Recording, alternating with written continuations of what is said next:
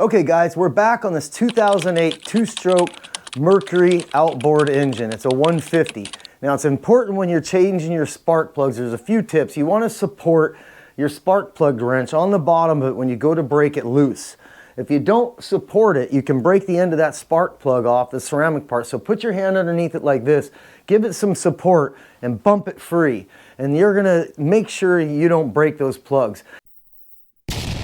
The biggest thing is you might have to order the plug. It might be a specialized plug for your boat, and now you're not having a plug to put back in the boat. So I've had a lot of customers come up and, hey, they broke their plug off, or I watch them do that at the race. They come running over to me for another plug, and I'm out of plugs. It's like, sorry, you guys, put your plugs in right.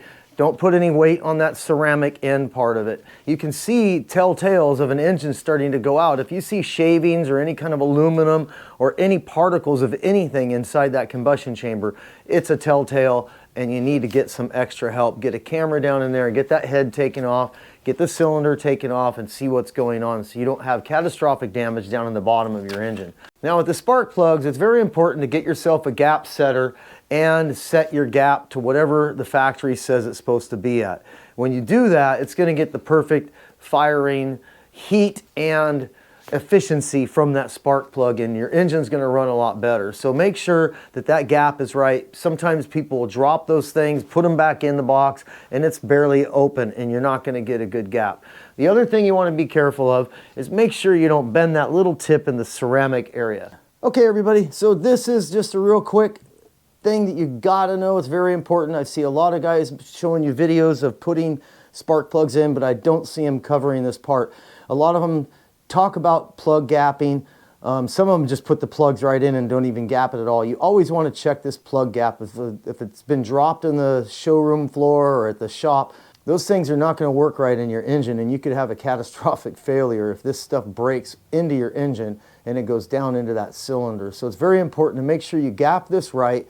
But more importantly, the stuff I haven't seen is these gapping tools. When you put them in here and you gap these things, you have to be very careful. You're gapping it to the size that you want to get to. Say if it's 0.4. When you go to bend that gap, if it's not fitting in there all the way to 4, you want to be very careful not to bend the electrode down here.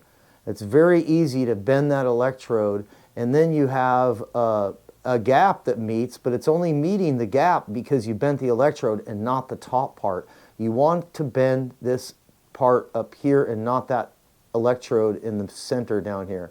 This thing will end up breaking off, and that ceramic down there is very brittle, and that can break off if you start bending and flexing this piece. So make sure you gap it by moving and adjusting this part here and not that electrode. Don't bend down this direction because you're going to bend right back on that electrode, which is probably what somebody did in our shop.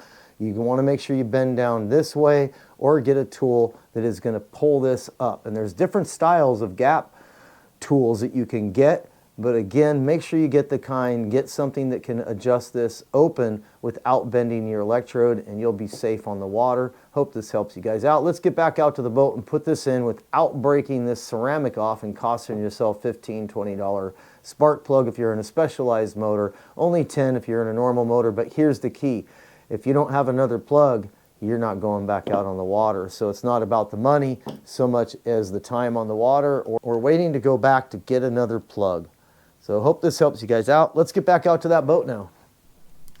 So let's go ahead and finish this up, and I'm going to show you how to tighten it all back up. Again, another important tip that I don't see other boat guys doing out there that you really want to do. If you're not putting new, fresh spark plug boots on, scrape them out really good and get a good connection. If you don't know what I'm talking about, you're putting a new spark plug with a new clean surface for electrodes and electricity to shoot across. And you put it on a boot that maybe has a bunch of carbon buildup down in there, and it's not going to get that good gas mileage that you want. So make sure you scrape down inside of that boot to make sure you get the optimal operating temperatures and efficiency out of your engine and your spark plugs.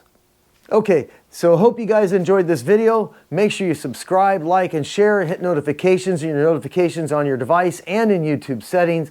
And don't forget to watch this next video coming up about how to flush your engine with rid lime so you can keep the inside of those ports nice and fresh and not have overheating or breaking down on the water. Stay safe, you guys, and see you on the next one.